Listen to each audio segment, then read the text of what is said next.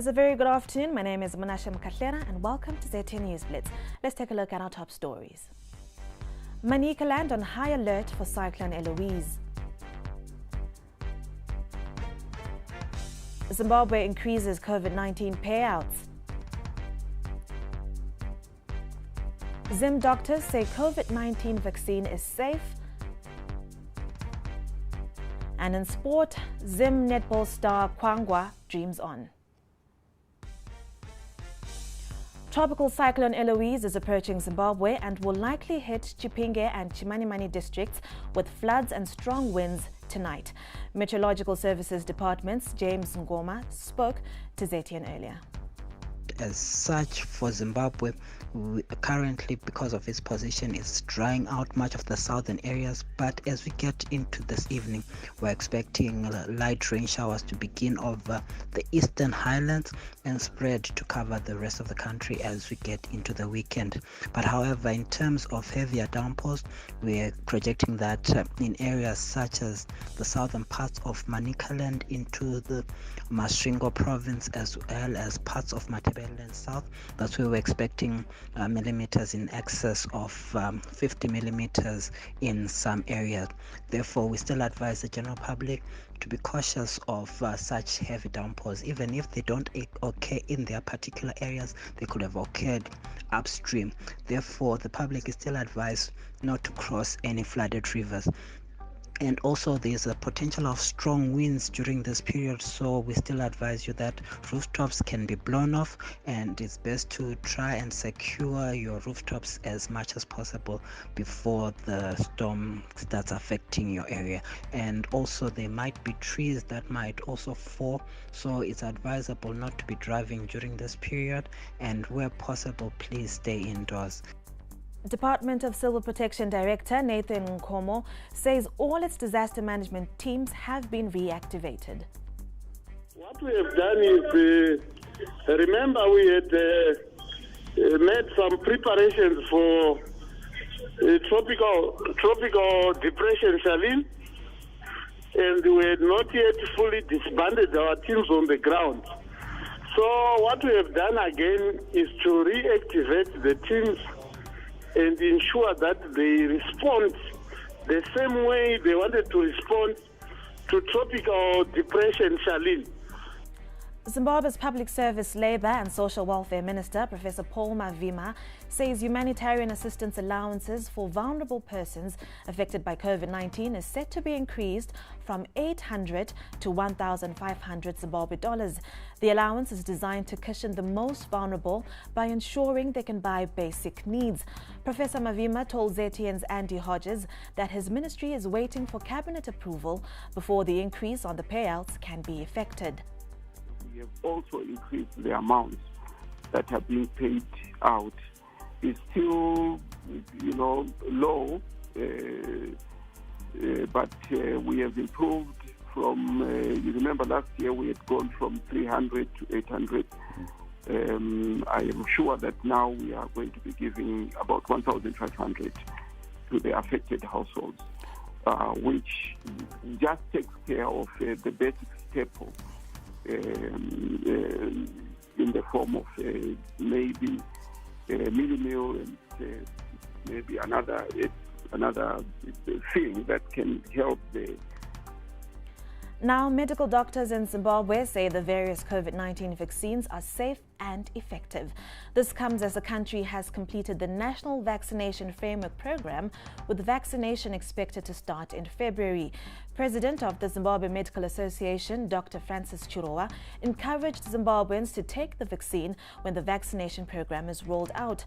He was speaking during a ZTN Current Affairs program, Mint Special, earlier today. So far, the information is that the vaccines are safe. They tend to prevent infection or at least serious complications from the disease. However, it's still not clear whether you can stop spread once they've been vaccinated. And because these are vaccines that have just come in, the long-term effects are not quite clear as what might happen. But the vaccines generally are safe. I remember even when I was growing up, getting a measles vaccine, people would in the village will say, no, you change it, become a pig if you get this one.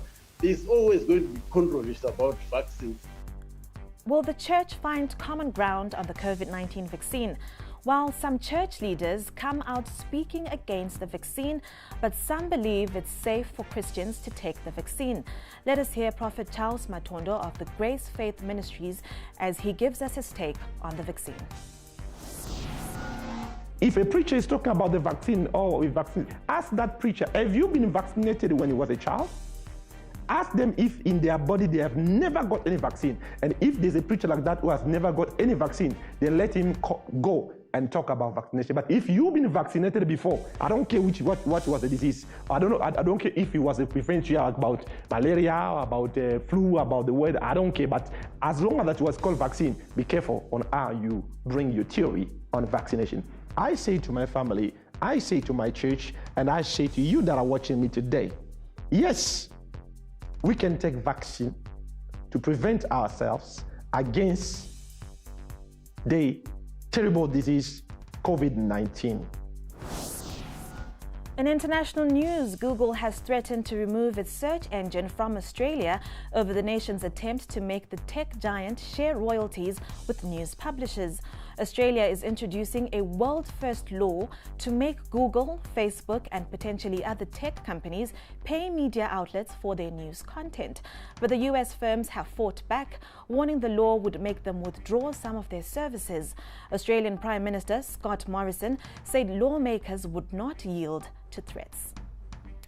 In other news, new US President Joe Biden on Thursday delivered remarks on his administration's COVID-19 response and signed executive orders and other presidential actions. The executive orders include activating the Defense Production Act to produce more vaccine-related supplies. Let me take a few moments to thank all the law enforcement folks for all they did, the military personnel from all across the federal, state, and local agencies that secured yesterday's inaugural activities. And a special thanks to the members of the National Guard from around the country. It was an unprecedented situation. Hope will never have to be renewed again. And everyone, the most professionalism and duty and honor that you could be expected.